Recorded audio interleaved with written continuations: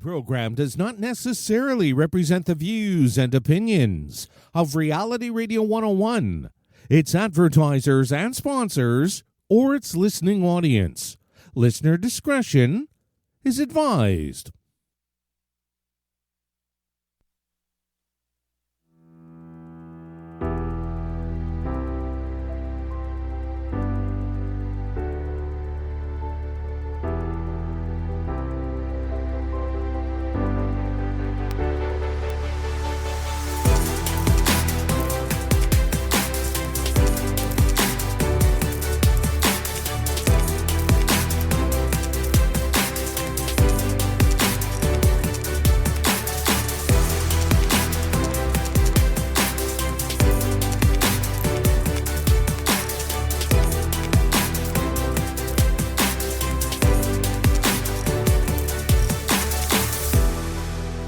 Welcome to the Bear Psychology Radio Show with psychologist, author, and speaker, Dr. Anna Baranowsky, where mind, mood, and what matters to you are discussed.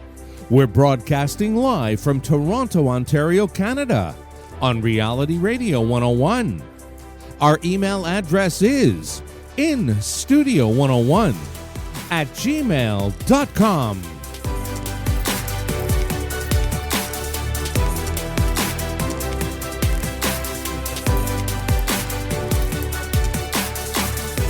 And now, your host of the Bear Psychology Radio Show, Dr. Anna Baranowsky. Hi, everyone. I'm so glad to speak with you again today, where we are bearing witness to evolving mind, mood, health, and having conversations about trauma recovery, relationships, and work and life adventures. So excited about today's meeting. I've been reading this book, Disconnected, by Steve Taylor, and he's our guest today. And he's really got a long history. I mean, I think he's written 13 books on transpersonal psychology, which is really a focus on spirituality and personal growth. But this book is really about disconnection. So he is looking at what happens to people when they are hyper disconnected and how that can create a personality disorder where they can engage in the greatest cruelties a person can imagine. He identifies something called pathocracy. Now, I've been having a whole lot of conversations in the past couple of weeks about this book that I'm reading, and every time I say pathocracy to people, the person I'm speaking with often says, "What's a pathocracy?" And we start to get into this conversation about what can happen when a government is run with extreme cruelty rather than from the basis of democracy. I'm not suggesting that democracy is the only way to run a country or that it's always even the best way, but from what we have, it certainly is a much superior option than pathocracy, and how leaders can find themselves in positions where they're running governments, but from a dark triad perspective. And the dark triad would really be Machiavellianism, psychopathy, and narcissism. So I'm not going to explain any of those terms because we have the expert with us, Steve Taylor. I'm so happy to have you back with us again, Steve, and welcome. And I'm delighted to speak about Disconnected, the Roots of Human Cruelty and How Connection Can Heal the World, your new book. Thanks, Anna. Great to be with you again. Fantastic. I'm really interested in this book because I find today, when I look at some of the things that are happening in the world and how some countries have actually lost their democracy, or other countries seem to have moved into a position of great cruelty, it's really concerning for me. So your book came at at a meaningful time. I wonder, how did you land on this idea of disconnected, and particularly this really powerful focus on hyper disconnected people and how they Hmm. find themselves in certain leadership roles, like at the head of businesses, governments, and other organizations? The book kind of it grew inside me over many years, like a lot of books do. You know that they have a long gestation for me anyway. And but I've always been fascinated by and also disturbed by the fact that human beings can be so cruel and brutal, and yet at the same time, in other situations, we can be so selfless and kind and altruistic. So I've always been aware that human nature covers such a vast spectrum of behavior and personality, all the way from psychopathy to altruism and mysticism and enlightenment. So I wanted to understand why human nature can be so extreme. And it seemed to me that as I investigated, the roots of the reasons why people behave in such a cruel way, and also the reasons why people can be so kind and benevolent, it's all about connection or disconnection. So, In the like sense, on a spectrum, in a way? yeah, it is a spectrum. I call it the continuum of connection. So on the left side, we have extreme cruelty, which arises from extreme disconnection. And then by disconnection, I mean the inability to establish an empathic connection with other people. Hyper disconnected people are completely separate. Other people are just objects to them because they have no empathy. They can't make any emotional connection to others, and that's why they can be so ruthless and so cruel. But on the other end of the spectrum, connected people or hyper connected people, they are selfless. They are compassionate, and most human beings are probably somewhere in the middle. Mm-hmm. I mean, it's interesting because I hear the word hyper disconnected, but it seems to me that a lot of these hyper disconnected people surround themselves with a lot of people. What do you make of that? Yeah, well, I mean, one of the major traits of hyper disconnected people is that they are extremely attracted to power. They have an extreme craving for power and domination and influence. It's because that if you are completely separate, you feel incomplete. You feel that something is desperately lacking because you're like a fragment which has no connection to the whole. So you're always looking for something to try to sort of strengthen yourself or reinforce yourself, something to compensate for your sense of incompleteness. These people are drawn to power and wealth as a way of trying to compensate for their disconnection. And they also they because they exist in a fundamental sense of discontent, a fundamental sense of frustration because they are so separate. They're always looking to distract themselves. I mean, they hate solitude and they hate inactivity because in those situations they're forced to experience their fundamental discontent. Mm-hmm. And there is something about that inner discontent that is so incredibly agitating from Mm, work that I've done with what I see as hyper disconnected people, is that the level of pain that they mm, literally feel when we try exercises to sit with it is quite palpable. And I do some exercises in my practice where I talk about, allowing yourself to just be friendly with the inner experience as it is arising.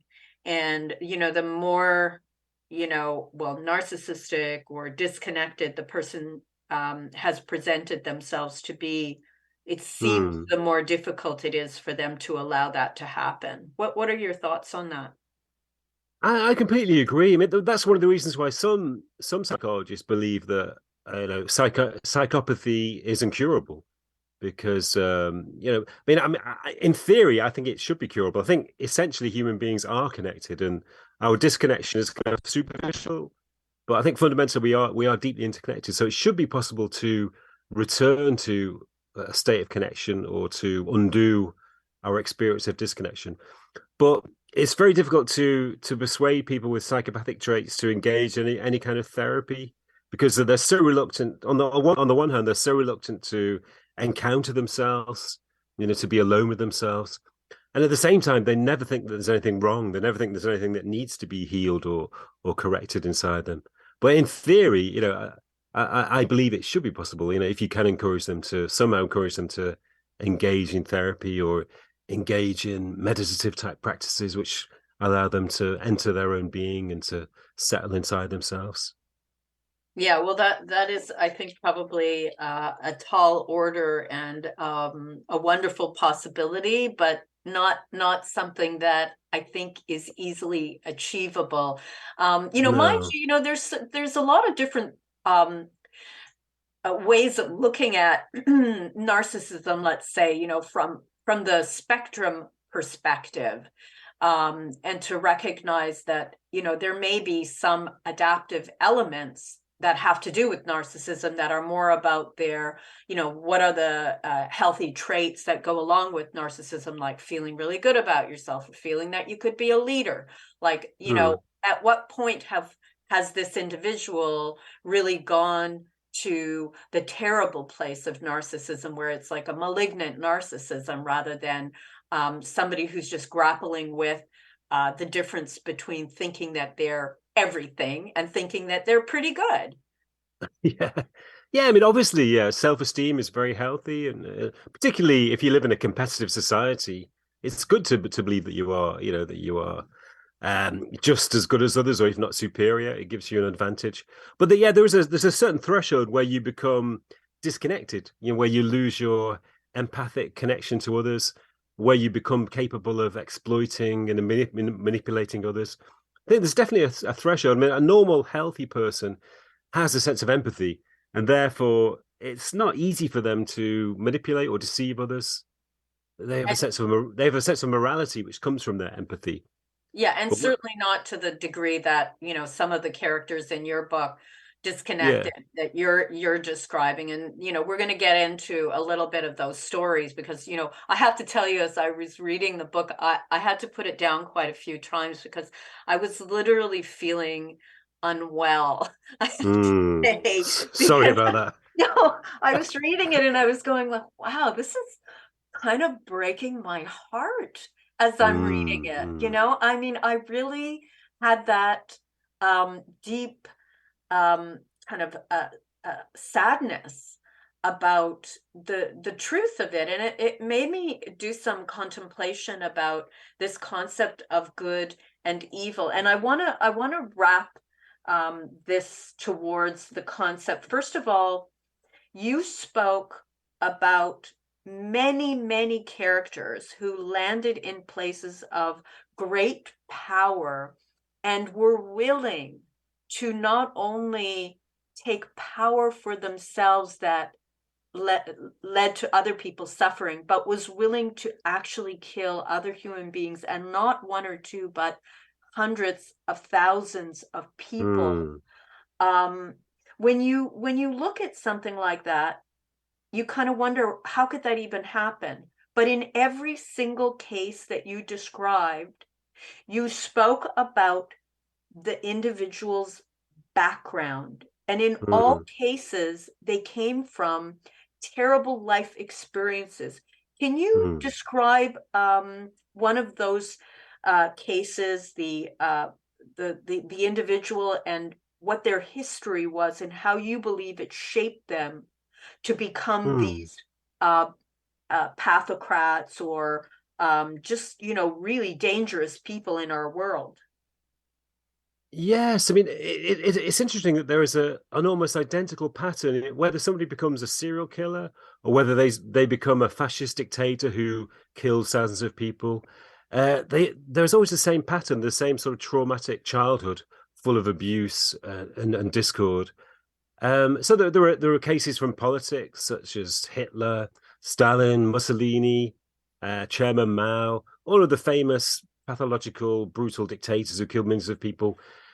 In the case of Hitler and Stalin, they both had alcoholic fathers, and they both had a lack of emotional connection to their mothers. Hitler's mother was traumatized by the death of other children, other siblings of Hitler's, and the fathers were also abusive. So that kind of trauma is, it's the same, as I say, it's the same in serial killers. It's the same in some corrupt businessmen as well. And, another famous example is Mussolini, the Italian dictator. He was from the Simmer background, and he was also incredibly ruthless and violent as a child and as a teenager.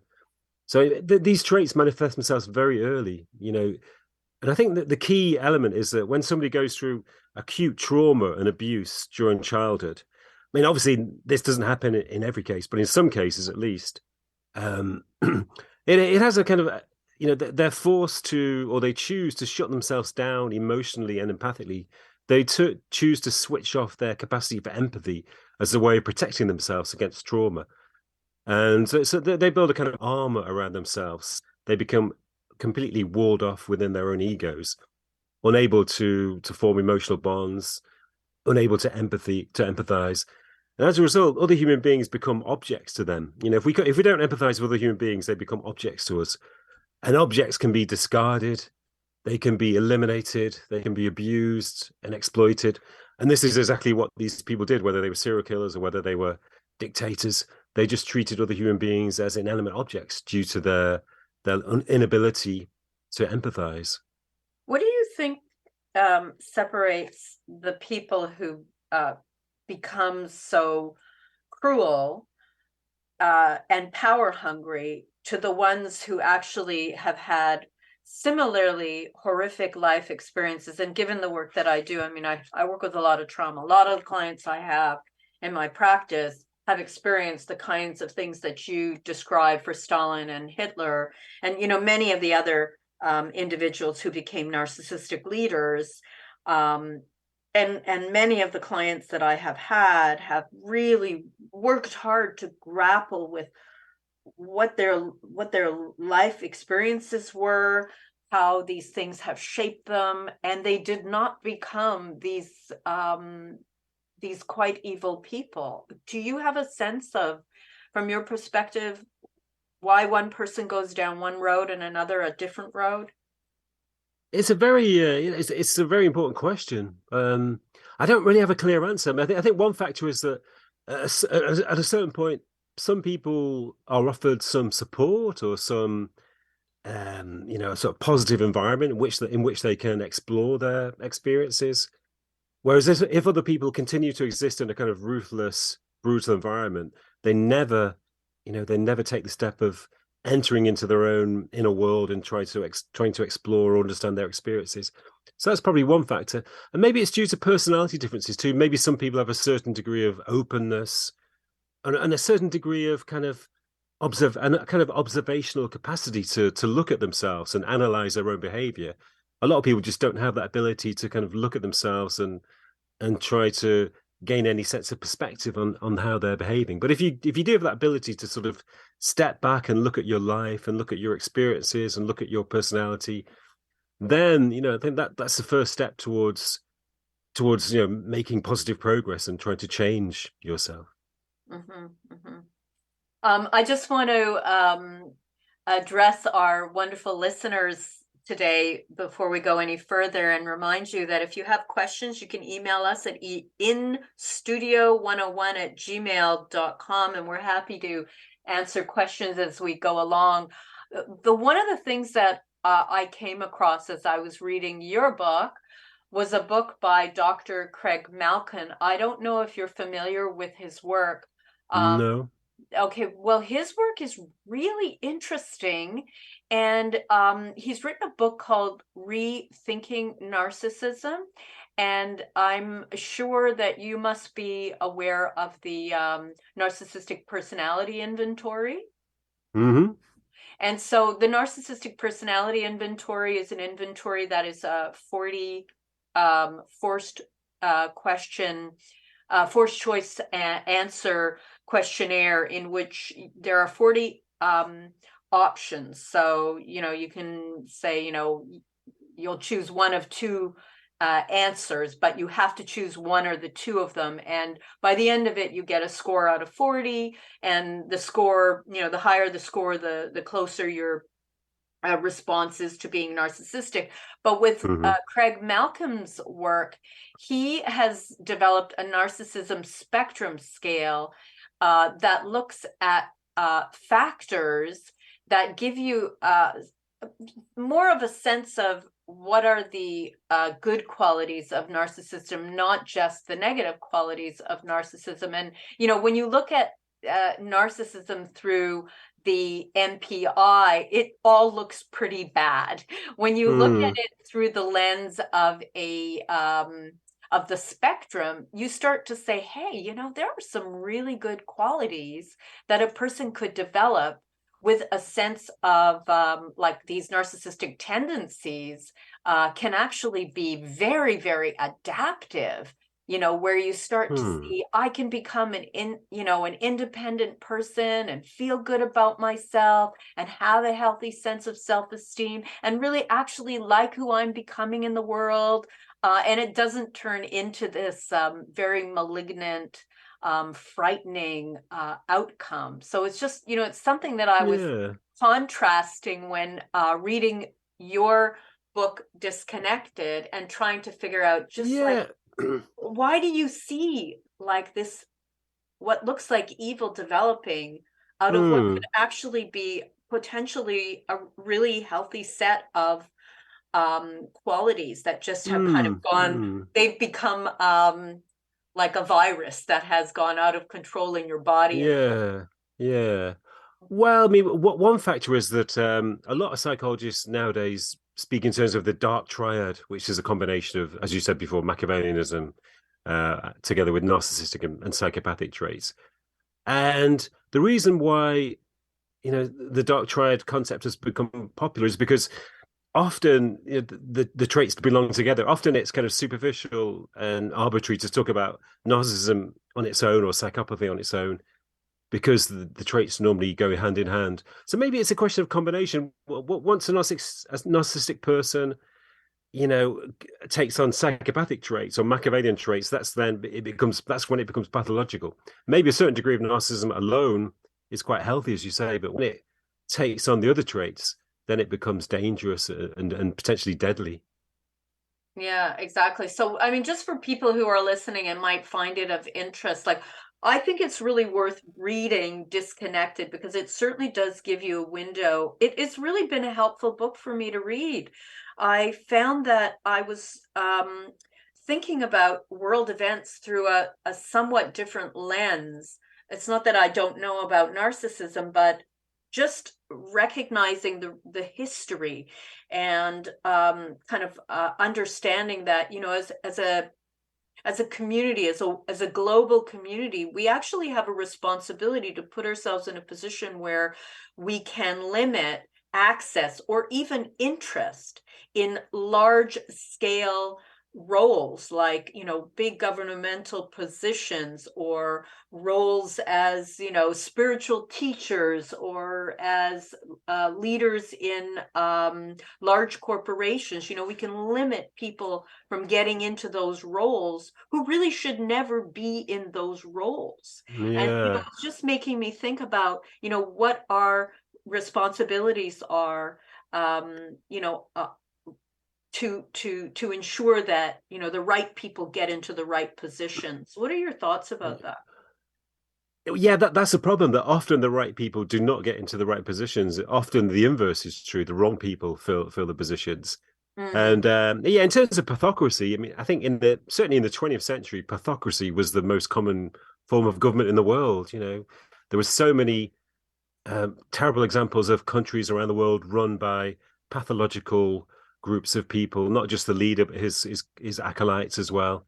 That's one of the things about pathocracy, is that once a disordered leader with psychopathic traits is in power, they tend to attract like-minded people. Responsible, moral people disappear from the government. They either resign or they're eliminated. So you end up with this hardcore of malignant people with psychopathic traits who do as much damage as they can. They try to undo democracy, and that happened all over the world, in country after country, in the 20th century.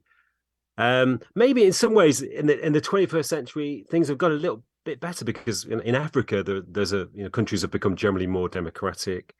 In South America, where there used to be many examples of military dictatorships that were sort of essentially fascistic governments, South America has also moved towards democracy. But as you suggested at the beginning, in other cases, there's been a movement back towards pathocracy. Certainly in the UK where I live, the government has been essentially a pathocracy under Boris Johnson and his acolytes. A similar thing happened in the United States under President Trump, other countries in the world.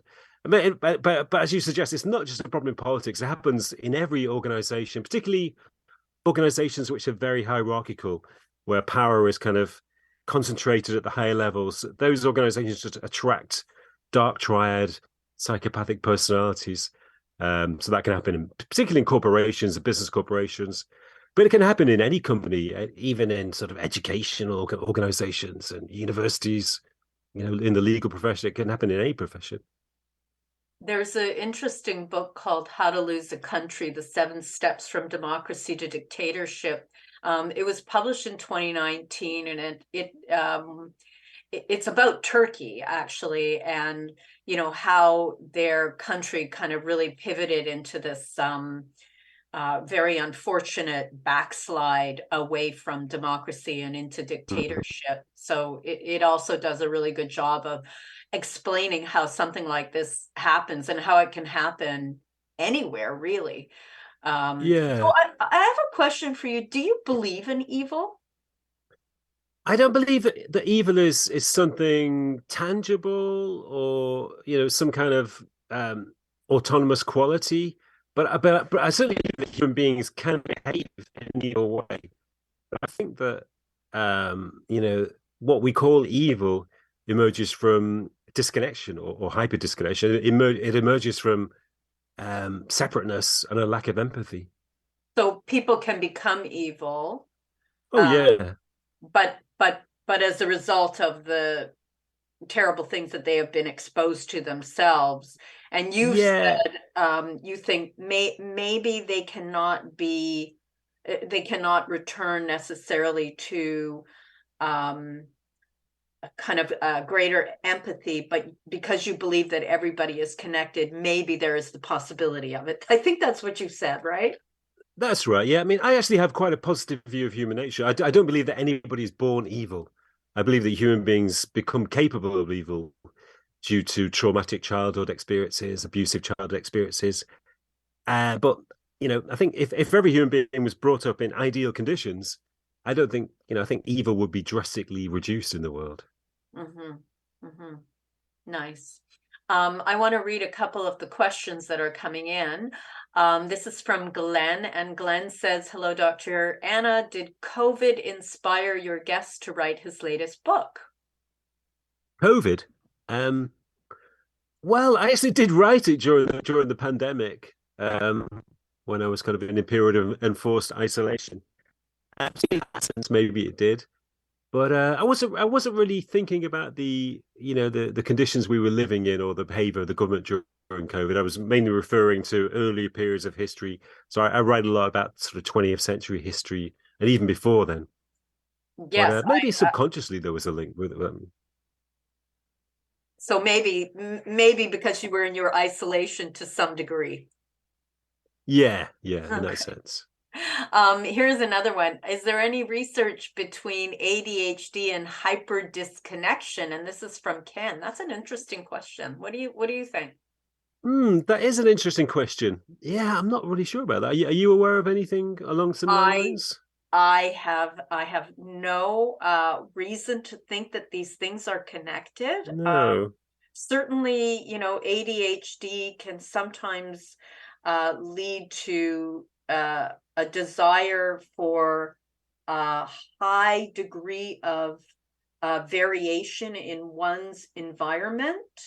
And, certainly anybody who's in, a very high level position has to deal with a lot of content all the time. So that fast moving pace, but I don't know, but it's certainly an interesting question. I mean, I guess, some research on the NPI could also add an ADHD scale and see if there's some well, and at least to see if there's a correlation. I mean, we can never know, correlational research can sometimes be a little bit misleading, and you make a connection that's not really because of the narcissism, let's say, but because of another factor that we're not measuring specifically. No, but it would really be an interesting study, wouldn't it? It would definitely be interesting. Yeah. I mean, one thing I write about in the book is autism, because autistic people are sometimes described in terms of lacking empathy, which would be equivalent to being disconnected. But I don't think that's true. I think autistic people sometimes lack cognitive empathy, kind of a superficial cognitive empathy, in that they find it difficult to read situations or to follow conventional behavior. But I think autistic people, they certainly possess a deeper emotional empathy. I don't think there's any evidence that autistic people lack that kind of deep empathy, which allows you to sense other people's suffering or joy. So in that sense, I think autistic people could be generally very powerfully connected to others. So it also makes me think about when we are disconnected. Do you think that a hyper disconnected person is also extremely disconnected from their own sense of motion toward themselves as well? Yeah, definitely. Yeah, I mean, once you close yourself down, you become disconnected in every way. So you become disconnected to your body, disconnected to nature, disconnected to your own deeper being or your unconscious mind. And I mean, another trait of disconnected people or hyper disconnected people is they have a tendency towards self-delusion, because their connection to reality is very tenuous. So it's very easy for them to delude themselves that reality is different, just to suit their own desires or their own thought patterns. Okay. Here's another one from Dave. Is this topic some kind of new research and study? Have you done any research on hyper disconnection, Steve, or are you going to do any research academically? Well, my research specialty is actually at the other end of the continuum of connection. I do research on the people I would call hyper connected. So I do research. I've been doing research on people who are highly altruistic, people who would describe themselves as very spiritual, who feel very connected to nature, very connected to other human beings. So yeah, that's my kind of specialty. So the people we call hyper disconnected are really, the other extreme to that. They're the polar opposite to the people I research. But yeah, I'd certainly like to do research at the other end of the continuum as well. I mean, it seems to be a really important area of examination, because so much of your work has been on this awakening phenomena and how connected people describe themselves when they are kind of hyper connected.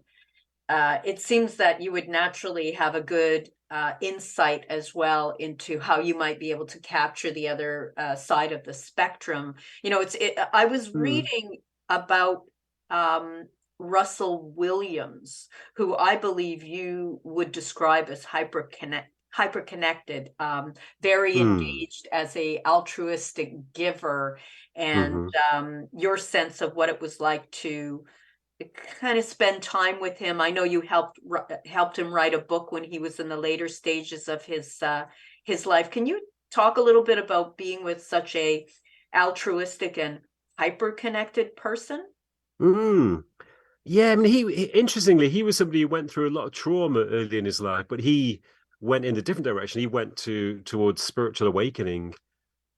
He sort of broke open due to his trauma, underwent a transformational experience, and became an extremely connected person. But he was, there were some spiritual teachers I talk about in the book who were actually quite corrupt, who dominate and manipulate their followers and install themselves as like higher beings and expect devotion and lots of financial rewards from their teachers. But Russell was completely the opposite. He never charged a penny for his spiritual teachings. He just held meetings twice a week in his house, and people were free to come and go. He never publicized himself. He only wrote a book towards the end of his life, just to keep a record of his teachings.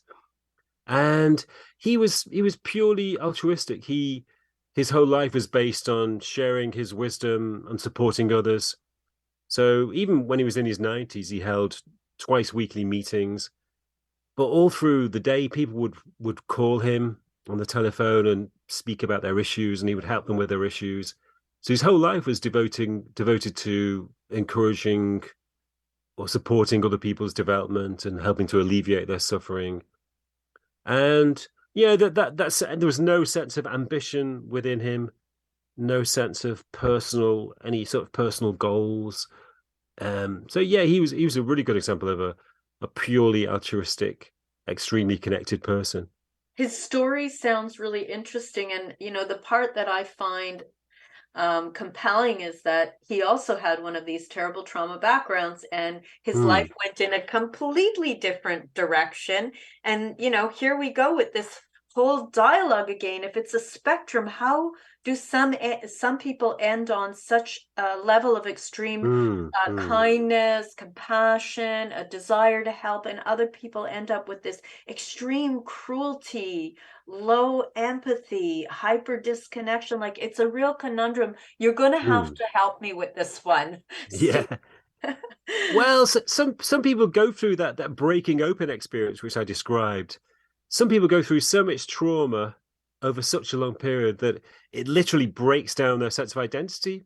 I think last time I was speaking to you a year or two ago, we were speaking about my book, Extraordinary Awakenings, which is a study of people who go through that experience.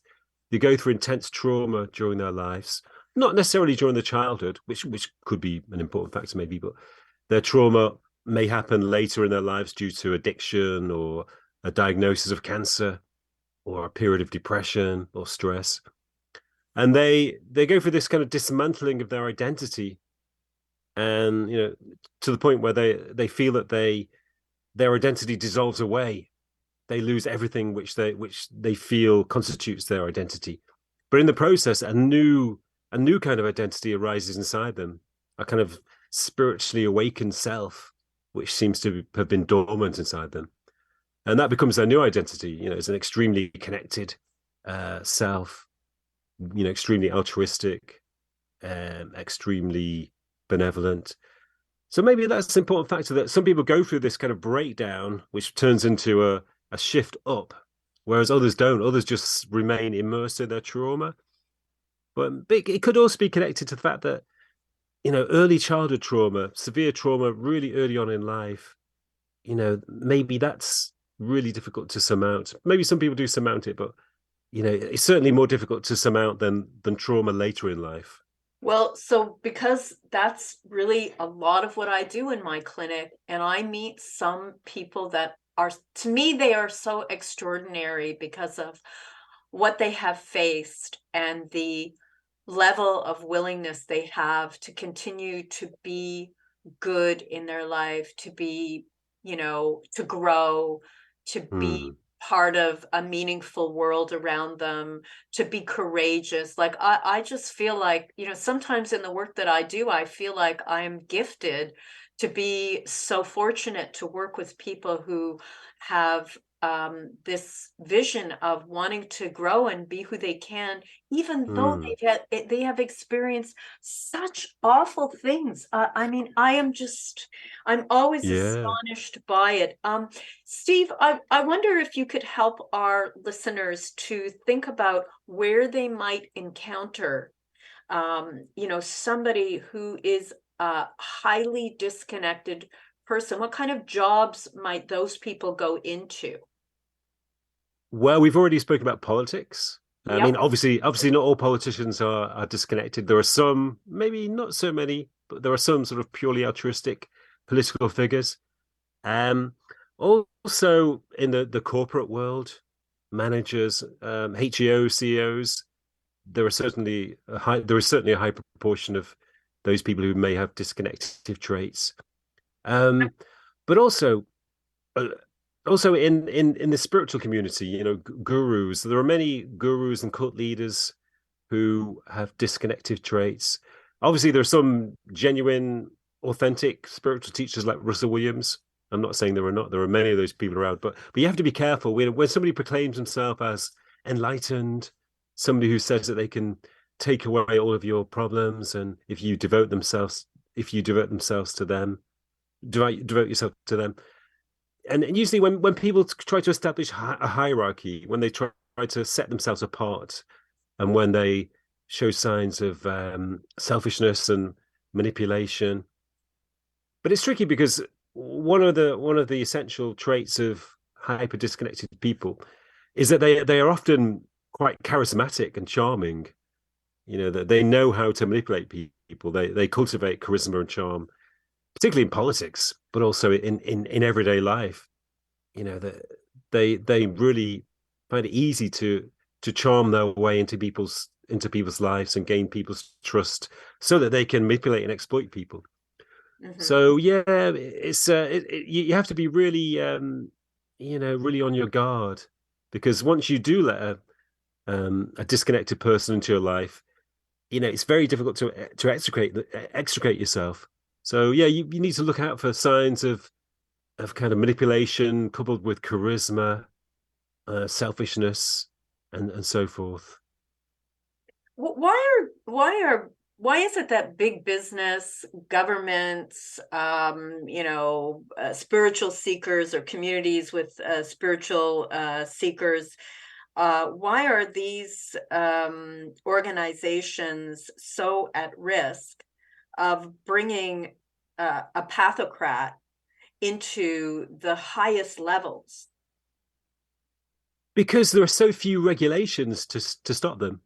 We have a very flawed type of democracy in Western Europe and in America and in Canada and America.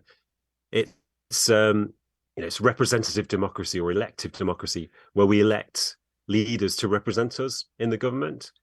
So whether it's senators, congressmen, or in the UK we have members of parliament to represent us.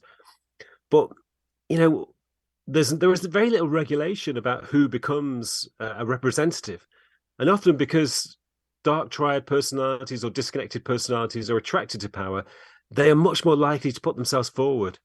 Moral and responsible people are not particularly interested in power. They don't really feel the need for power. Maybe occasionally they feel a strong desire to enact positive change, so they'll put themselves into power in order to do that. But generally, connected people prefer to live quietly and simply. They prefer to help others on the ground rather than to elevate themselves. So we end up with a position where, the people who put themselves forward for positions of power tend to be disconnected. They tend to be the very people who should not be entrusted with power, because they are not responsible. They use power in a negative, ruthless way. So, there needs to be much more regulation about who chooses to put themselves forward into positions of power. Yeah, well, we're going to come back to that, because there's another piece of this that is connected. I'm going to read two more of the email messages, but I'm going to return shortly to abdication syndrome, because it's connected to what you're talking about. I'd like you very much to explain that to me and our listeners. It's a really interesting idea.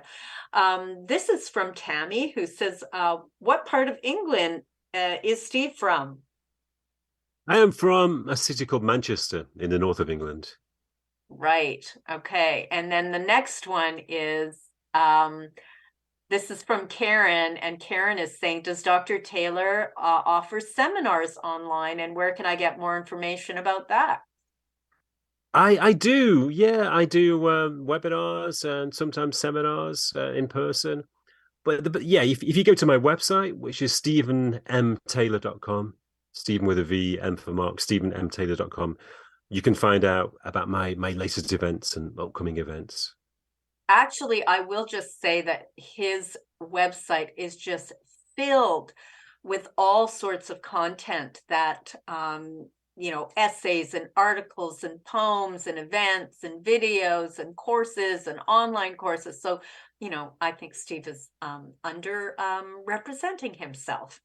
So yeah, he's done a really great job of putting together a lot of materials. And if you are interested in his work, You can certainly find that at our blog post at bearpsychology.ca underneath our radio show, and then you can find information about his link, his website, stephenmtaylor.com, and you'll find a lot of information about him online. If you just type in Google Steve Taylor spirituality and psychology, there's loads of stuff on Steve Taylor. He's just been very, very prolific, and of course he's written 13 books. So if you're interested in transpersonal psychology specifically, rather than this disconnected population that I am really interested in, you will find a lot that's really worth thinking about, especially if you've had a spiritual experience yourself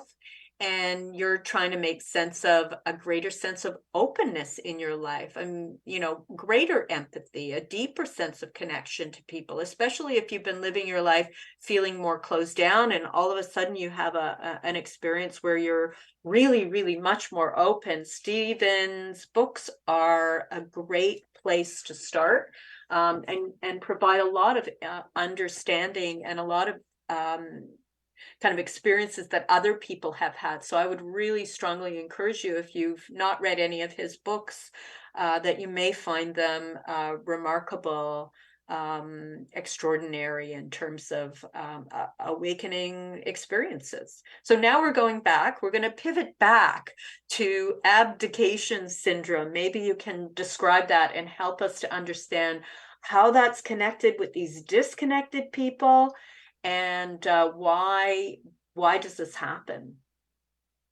I wanted to understand the appeal of hyper disconnected people, the appeal of corrupt political figures, dictators, the appeal of corrupt spiritual teachers, and so forth.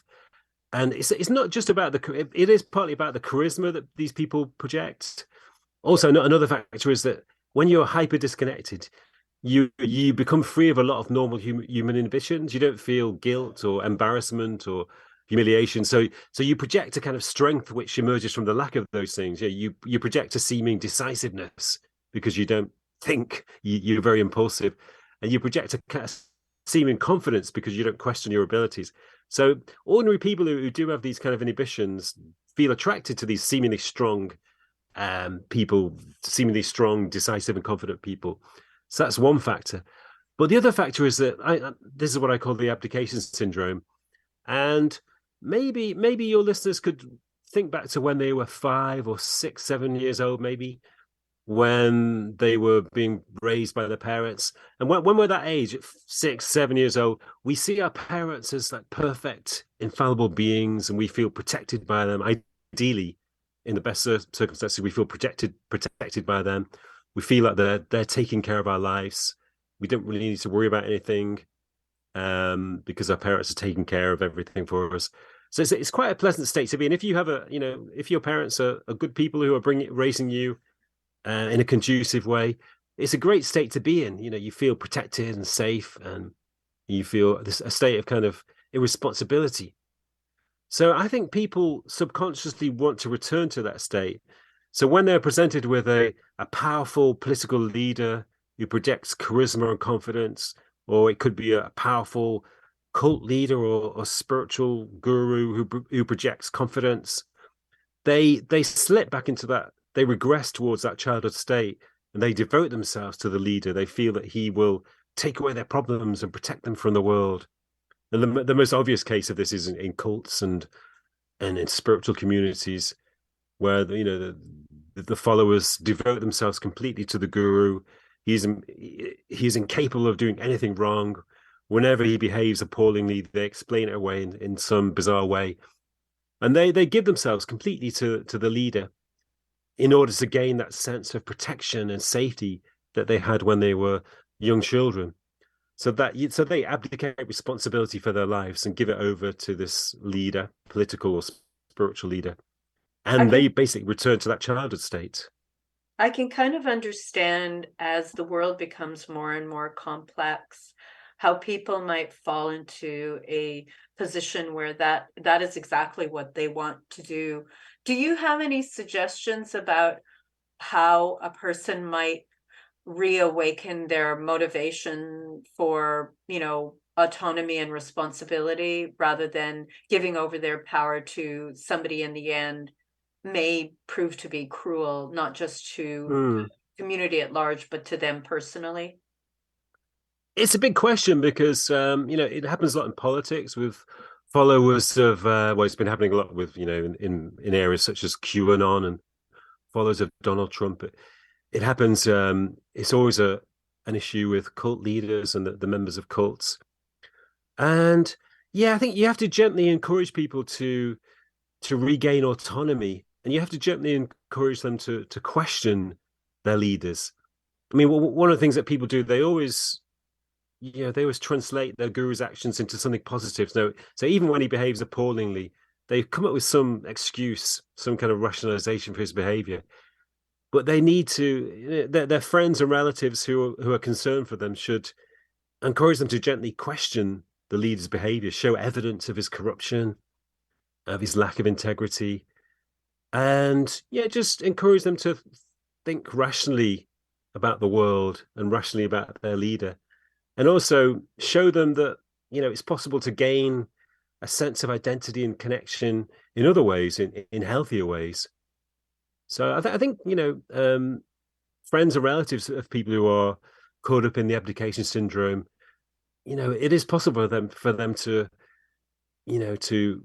heal the damage which has been done and gently lead them back towards a healthier perspective on reality. Mm-hmm. And that makes me wonder about the concept of, if you've got a community around you and, the people are mature and they want to have mature government, and, there is that kind of awareness that, we are ready to take back responsibility. We don't want something that does not work for the whole of the population. Is there also a way for disconnected or hyper disconnected people to switch on empathy? That's a big question. And as I said earlier, a lot of psychologists are kind of skeptical about whether hyper disconnected people or whether people with psychopathic traits can be healed. But as I said before, I think human beings are so intrinsically, innately interconnected. I think connection is our nature. We are all fundamentally at the deepest level interconnected. We're all expressions of the same essence, if you like, the same consciousness which sort of flows through us all. I think, in theory, it should be possible to undo disconnection. And I do know of cases where people have been extremely hyper disconnected and they have returned to a state of connection. In the book, I tell the story of a man I'm acquainted with, I'm friendly with, who is still in prison in the US because of a murder he committed at the age of 15. He's in Arkansas. It's almost impossible to get out of prison once you're in it. But after years of living and he was somebody who had an incredibly traumatic childhood, a very abusive childhood. His mother was a very unstable, violent person. He didn't know his father. His brother was a criminal who led him into a life of drugs and crime. And he was even more brutalized by the prison environment. He went through a lot of traumatic experiences in prison. But he kind of instinctively realized that, that there was so much turmoil outside him that the only possible place to find peace was to go inside. So after several years in prison, he began to spontaneously meditate. He didn't know what meditation was, but he began to close his eyes and concentrate on his breathing and just sort of enter into his own being to try to relax and escape from the turmoil outside him. So he did that regularly for a few months, twice a day or several times a day, just concentrating on his breathing and turning inside. And after a few months, he underwent a sudden transformational experience where he felt as if something suddenly gave way inside him. He started to cry, which he'd never done before. And he suddenly felt this powerful sense of compassion for all of the people he'd hurt in his life, for his family, for the victims, and also for himself. He suddenly became capable of empathy. And after that, everything was different. He lived in this, with this sense of empathy, which he still possesses now, a sense of compassion towards others, a sense of conscience and responsibility. So I mean, that's probably a good example of how we could go about freeing people from hyper disconnection through a program of self-examination, self-exploration, or meditation. That is an amazing story. I had my finger on this page as you were telling the story. This man called Edward Little, and really, Mm. if people want to read Disconnected, it's an interesting story on page 234, and you talk about this fellow. This is who you were speaking about, right? That's right. Yeah. Yeah. So Edward Little, and just this um, remarkable switching on of empathy. Now, I don't know how familiar you are with some of the new um, psychedelic approaches Oh, yeah. to addressing depression and trauma. Whether it's through psilocybin or MDMA or ketamine, there are a lot of different research projects that are underway, and they talk about how the ego structure is very rigid at a certain point in our lives, and how, with these methodologies, they may allow an individual who has a very rigid ego structure to Mm. potentially soften during the experience and allow the person to come to a new place or a new understanding. I'm not saying that that's going to be Mm. Mm. restructured forever, but opening that door. What are your thoughts about using those approaches to address hyperdisconnection? It could work, yeah. I would be very curious about that because, in theory, it definitely could work. Because, as you say, psychedelics work by kind of dismantling the normal ego structures, Mm-hmm. and hyper disconnected people have extremely solid or rigid ego structures. These are the structures which disconnect them, which sort of entrap them within themselves and separate them from others. So in theory, that could work. It would be really interesting, if you could persuade hyper disconnected people to engage in a course of psychedelic therapy. It would be a really interesting research project. Well, the people that I've worked with who really seem to present with narcissistic personality disorder or personality disorders that seem to, I like your terminology of hyper disconnection, seem to have these hyper disconnected elements.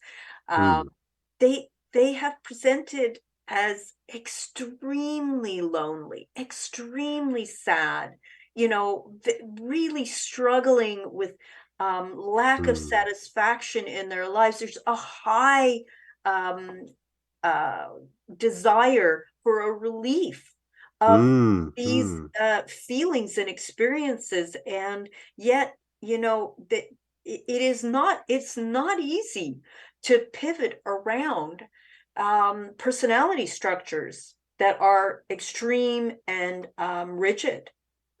Oh yeah. I mean, despite all the destruction they cause, I feel really sad and sorry about for disconnected people because yeah, they have no experience of real human happiness. If you think about it, almost all of the experiences of well-being that we have, they're all about connection. It's that they're about connecting to others, connecting to our own deeper being, connecting to nature. It's all about connection. So if you are disconnected, you lose all of those sources of happiness, and you're trapped in this painful sense of isolation. Mm-hmm, mm-hmm. It's a very rough place to be. And I guess it kind Yeah. of what it all really brings me back to is that, in the largest sense of the world, it seems that for most people, at least from my perspective as well, in this way, I think I'm looking at it through a similar lens. I see a lot of people doing remarkable things, even when they don't have to. And in your book, you talk a bit about altruism and, this whole thing about kidney donors and the fact that over a third of the people who are kidney donors are living donors. They do not have to give up their kidney, and yet they are choosing to do something like that. So we have Yeah. altruism alive and functioning well. Um, Anything else you want to tell our listeners today before we finish, Steve? We have like 1 minute left to go, and I want to thank you again for jumping on the line with me and just spending the time talking about this really, really incredible book that you've written and this very important topic. I know it's been a pleasure. It's really, really nice to discuss the book with you. But yeah, I would only like to say to your listeners that, ideally our lives are a movement towards increasing connection. I think when we talk about personal development or spiritual development or even social development, it's always a movement towards increasing connection. It's a movement towards greater empathy, greater morality. It's a movement away from selfishness towards selflessness. So that should be the journey of all our lives, I think, towards increasing connection. Well, that is a fantastic place upon which we should end. It has been a delight as usual, Steve. I am always happy to speak with you. If there's anything else you ever want to discuss or any book you want to bring back on Bear Psychology Radio, just know there's always a spot for you here. And again, have a great day. Enjoy the summer, and bye to everybody out there. I'll look forward to talking to you again in July. Be well, everybody. Bye, Steve. Thanks, Anna. Bye.